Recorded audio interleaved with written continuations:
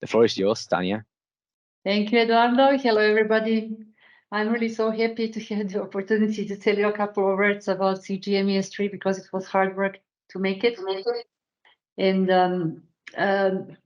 when I say we, I mean SIM working group of ENTSO-E, because under that group we have several working groups and subgroups, among which also the CGMES subgroup. And that is the one set of experts actually who has been working on developing CGMES 3 under ENTSO-E.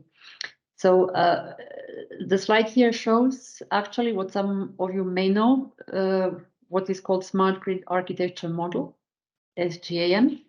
And it shows actually what is the scope of work or coverage that we are doing with SIM under SIM working group. We are covering market, system operation, and system development domains. If we talk about zones, we talk from operations, so from control room above to enterprise, which means inter-application integration, intra-application integrations, and then market, B2B, business to business. And then if you look at domains, we are covering generation, transmission, distribution, and distributed energy resources. Customers, not yet, but maybe it's going to come at some later point in time, but for the moment not. And then we are maintaining liaison with the IEC TC57, this technical committee, who is developing actually the canonical SIM and the mainstream of SIM-based standards. They're the host where we are actually publishing the standards. And there are 3 working groups there, 13, 14, and 16.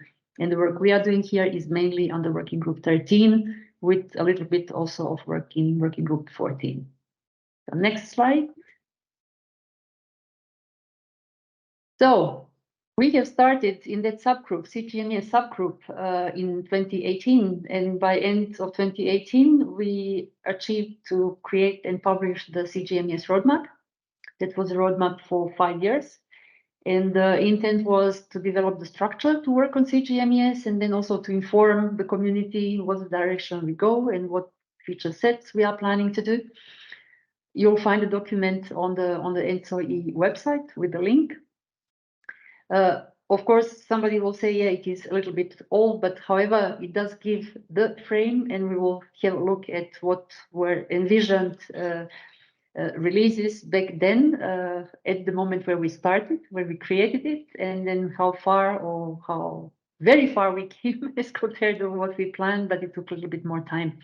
And definitely we will need the update to this to include at least the new 17 profiles in the package, where we worked mainly to support the coordinated security analysis and ROSC processes. That is one of the main business process, coordinated European processes with the network codes. And NC stands for network code, so you'll see next slide. Next slide, please, Eduardo. So you can click also once more. So there we have envisioned those more or less 5 releases. The very first objective was really to produce a consolidated one, and that is what was properly meant to be fully covered CGMES 3.0, which means to collect everything that was happening in the previous years, and that we create one thing which is well consistent and usable and as little ambiguous as possible and such. So I believe we have achieved that with version 3. We made it to include into that version 3 also a very much improved modeling for HVDC and for power electronics. And that is input that came through our work in parallel with what was done from requirements for CGM business process from that project and from those requirements. And then next click, Eduardo. We made it also to start and to do the process of harmonizing the validation rules to produce reference tooling for validation, actually, so that we can validate those CGMES 3 models, and then started also some harmonization for modeling, joint modeling, and to support processes between TSOs and DSOs. So we made it to put into version 3 of CGMES everything we knew or we identified back then by end of 2020, when we actually submitted the version for standardization to IEC. Next slide. So why version 3? I already said this is not because we love writing or we like creating standards. I think it is because we need the data exchange specification which satisfies business needs and which is implementable.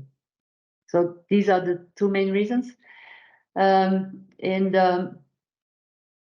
I said, we have started from version 2.4.15, which has been called 2.4.15 since August 2014, where it has been released and developed actually with requirements back then that were coming from long-term planning, specifically for 10-year network development planning, as well as from back then draft version on European Network Code, System Operations Guideline, which came only in 2017 in force. And then in IEC, this has been published as technical specification, and that technical specification already included certain learnings and stuff from IOPS that were run in 2016. The spec has been published in 2017, so that was not standard, but the spec, it's lower level than the international standard by IEC. This has been withdrawn in 2021, and it's not maintained anymore, actually. And then what we inherited as well, it is the various implementation guides and various technical documents that have been agreed up to date by different projects, business processes and such. But there is no fully consistent spec which will cover it all. Actually, all bug fixes, all issues, all disambiguations, a couple of additional requirements, issues identified in between by projects, by vendors, by other implementations. So that was the reason to come up with the version 3, which has been published, came out of IEC, tagged with 2021, although it was out there since October, November 20. As international standard, it can be considered as a 6-year worth cumulative patch, as I said. If you think of your Windows operating system, you get those cumulative patches. This one comes 6 years after, let's say, the first release. So it was well worth it, I believe. All the more that it includes at least 75% of quality rules which came out from learnings from the CGM process. And it does definitely remove a lot of ambiguities, and it's more consistent constraints, which in the end lead to maybe more requiring cleanup of input data, but then it brings us to the higher quality of models, which we have to provide as TSOs and DSOs as input, and which tools then have the process, and then it's easier also to merge models into run calculations to have convergence of power flows on higher quality models. So that's the value proposition. People want higher quality models. Okay, we give now the rules which are more strict. It's cleaner description for implementations, also easier to implement. Important to state it is that network codes or CSA and all further developments we are doing in profiles, also for metadata and such, all of further extensions, everything derives from version 3. So of course, that was our baseline, and we are working from version 3. Next. So until 2021, everybody was really keen to get the standard. Now we do have the standard. So SIM working group, we have created the standard, international standard, published by IEC, to support those additional business requirements and fix many bugs on the way. And where we are now, and since the standard is out, effectively end users, we are all in need for tools.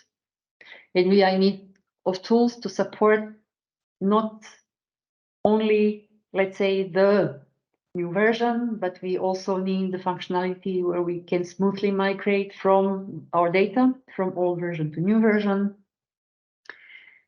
We did also sometimes downgrading. What I give as example, think of when you get Word and you get the very brand new version and then you get compatibility mode. So that would be wishful thinking. That would be a plus, but at least to be able to go from old version to the new version and at least to stay with that one and work with that one, that's something that the users in the end deliberately expect. And of course, then what would be good to have it is to have to have tools that support migration efforts by supporting extensions, which means when we create one version, and in our days today, where we know how things go fast, we will have ever shorter cycles of updates.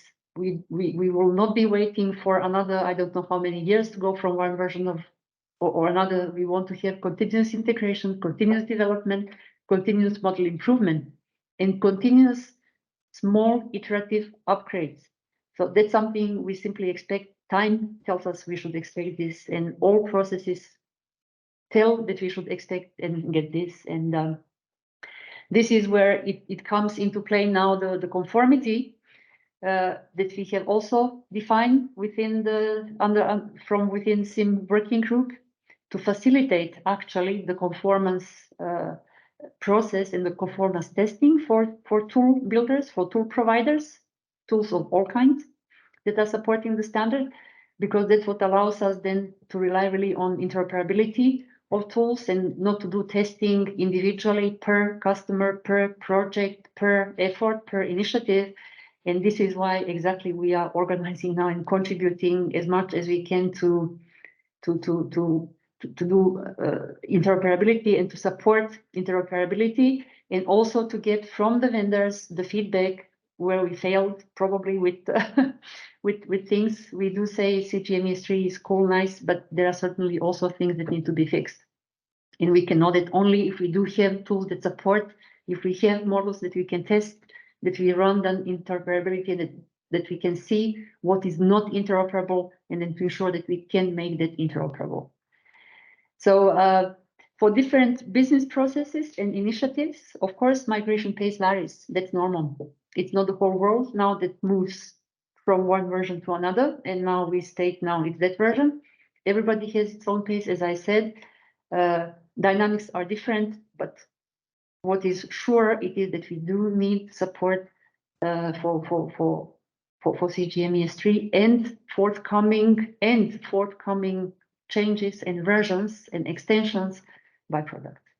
And we made everything we could to make it as modular as possible. And you will see, I'll talk about it shortly now, in a way that we do not touch original CGMES 3, so that is as it is. Everything we have been building now, for instance, for NC and CSA profiles, that goes as a patchwork. So you just add, you make extension to that CGMES 3, and at a given point in time, there will be a moment where we can say then, okay, this is next version or next number or whatever, but it will be the smooth transition. Next.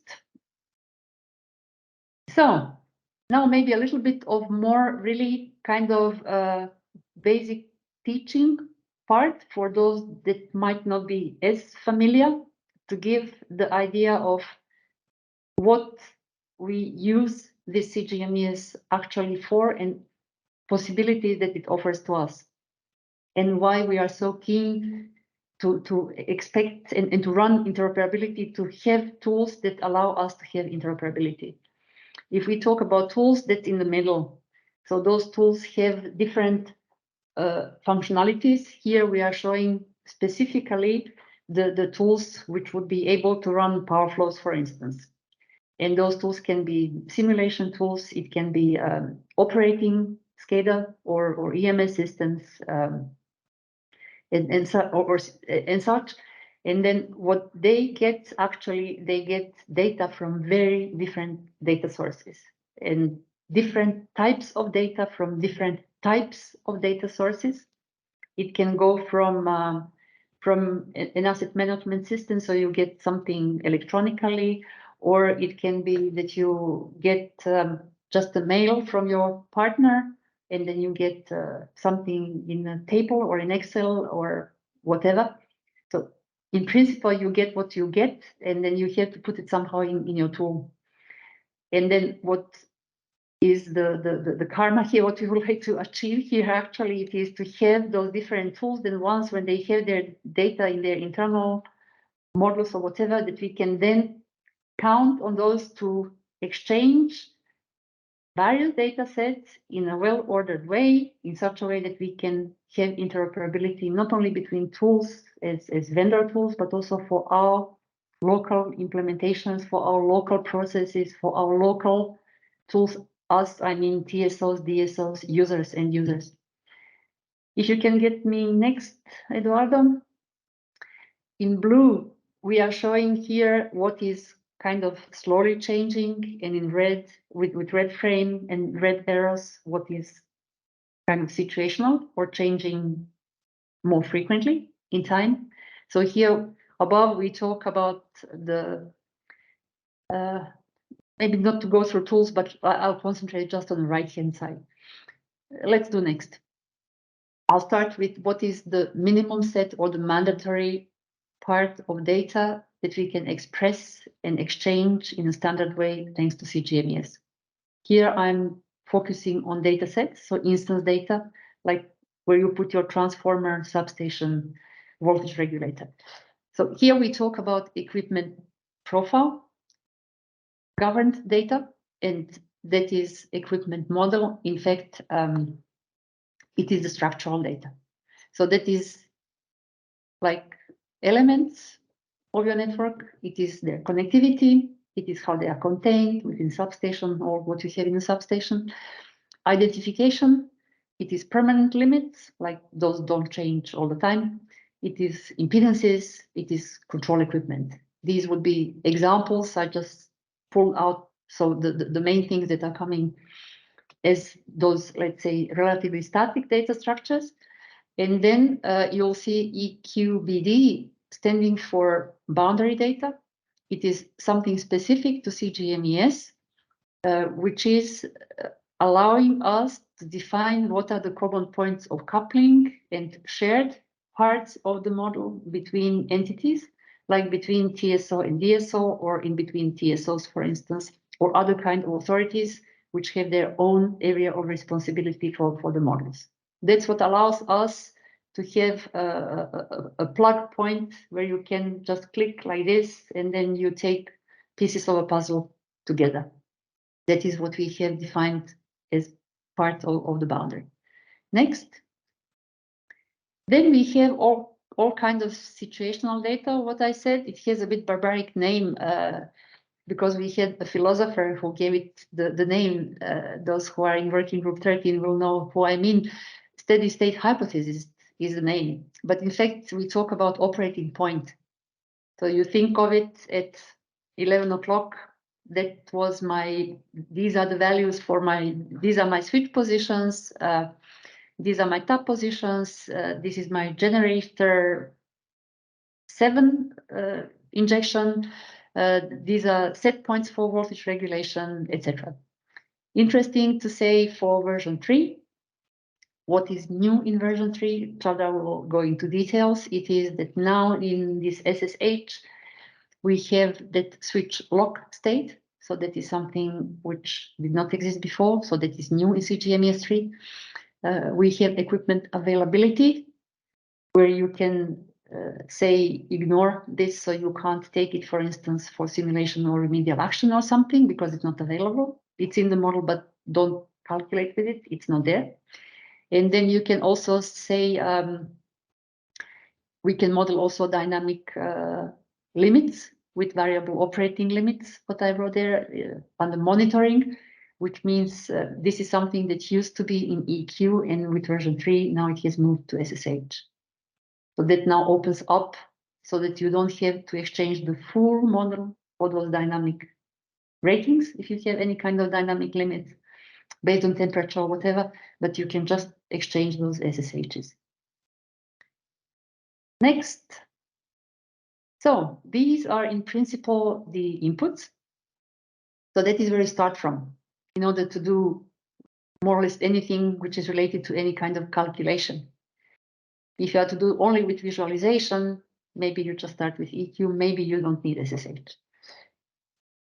If you want to calculate anything, apply any power system calculation algorithm, normally you are going to transform the full connectivity model with switches, with everything, into the bus branch model. So you run through some topology processing algorithm. That is where we have the reduction from node breaker to bus branch. And that's where we end up, in principle, with topological nodes, data buses, and with islands. And then next, from there on, and with all the other input data, we go into power flow solving algorithm of some kind. And that is then the result of that algorithm that's going to give us the data that we pack into so-called state variables data set. That's in fact power flow solution. And that's where you're going to get the voltage magnitude, angles, bus injections, tap positions, and terminal flows, essentially. So these are that's the minimum we expect from a power flow solution that you want to exchange. The rest you can calculate. Next. And then we have now additional static data, let's say, in terms of definition for measurements.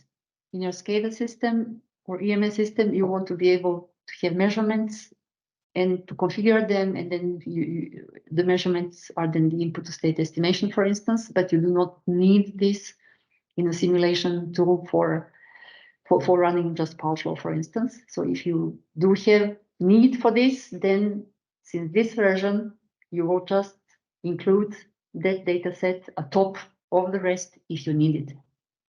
Similar for short circuit calculation. If you are not calculating short circuit, you don't need to exchange it. You don't need to include it in your calculation. So I hope that the idea of modular and of composable start slowly emerging from what I'm showing here. Let's go next. There are some more goodies. Thank you. So if you are into visuals, if you want to visually represent things, we have two profiles. One is the diagram layout. It is if you want to display single line diagrams of substations, for instance, or if you want to display the world view, like your bus branch model only with stations and with lines, for instance, for a region or for a country or for more. So that's where you would be using diagram layout, but it's not limited to this. In SIM, effectively, every identified object can have a diagram object. So if you have a voltage regulator, or if you have a regulation method or something, you can also include block diagram or whatever kind of graphical object you want to have on your screen in a diagram. The second view that you can exchange, and that is also pretty handful, it is geographical location. So that is where you exchange only geographical coordinates. So and that is then useful if you want to superimpose your electrical power system model, which is not your asset model, it's not ours, but it is just your kind of to display the combined geoschematic view of your network or of even European network. So that is where you can use then geographical location dataset. And then the dynamics, that is a very big set of data that you can exchange there effectively. Chadar is going to talk much more about it on Tuesday, I think. So that is if you need to exchange the parameters for dynamic simulations of different kinds. So let's go to the next one. Here, I was not sure whether I would include this because we said maybe it's not basic training. You should have seen some of those in the slides before, but I just wanted now to put somehow in a little bit more concrete and schematic what I have shown in the previous slide, how you combine different data in a way which is useful for your use case and for your application, just to show in principle that at the bottom, we have the master data. So it is the structural and slowly changing data with EQ, with equipment, diagram layout, and those profiles. then you can superimpose on this the delta EQ, so the differential models, like when you have a new element in the system that you want to represent to combine with your basic stuff, and then you have those variable data of different kinds where you take just then the snapshot and you can run your power flow for that given snapshot and do combinations or have multiple snapshots and then play a series of whatever you need to represent in the past, now, and in the future. Next. I think we are coming now to the two last slides that we have, which are showing actually just what you will find also in the standard. This slide is showing the profiles themselves, profile definitions. So I have already mentioned the core equipment, so that is really the starting point for it all. And then we have extensions in terms of short circuit and operations. Chavdar is going to explain the difference in CGMES 3 as compared to the previous version. And then we have the other three that I said are essential to combine with equipment if you want to run a power flow, for instance, or to exchange data on power flow. Steady state hypothesis as input, and topology and state variables as outputs. Then below you'll see under deprecated equipment boundary. It is not that we are not exchanging anymore the boundary data. It is that we are deprecating the profile that existed to describe what data, for simple reason that one can use from CGMES version 3 equipment in order to exchange the boundary information. We do not need specific profile for this. And then the three others, as I said, that you can combine according to your needs. And the next one is about the deployment. So now when we talk about the data which complies to these profiles. So here we are showing you will have your data set, you will have a file with core equipment. You see it again in the very center, because that's where you define your main entities. All the others, actually, you are not repeating anything that you have already defined in the base profile, you are just referring to it. That is why identifiers are very important. And that is why the serialization which is used here is the serialization which is actually used to enable the linked data concepts.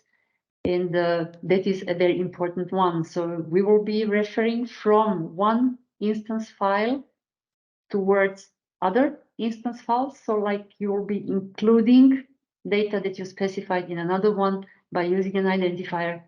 And then when you have an extension of a transformer, which is specific in another context, for instance, for asset management, you will just point to your transformer, which is already defined in equipment. You are not exchanging the full data, you're exchanging just the reference to something to entity that has already been identified. So those dependencies are, as you see, everything points down to equipment. In principle, if you go from belief, then you can follow the path of inclusions, and then you land one way or the other always to equipment. That's the basis where you start from. So from my side, that was it.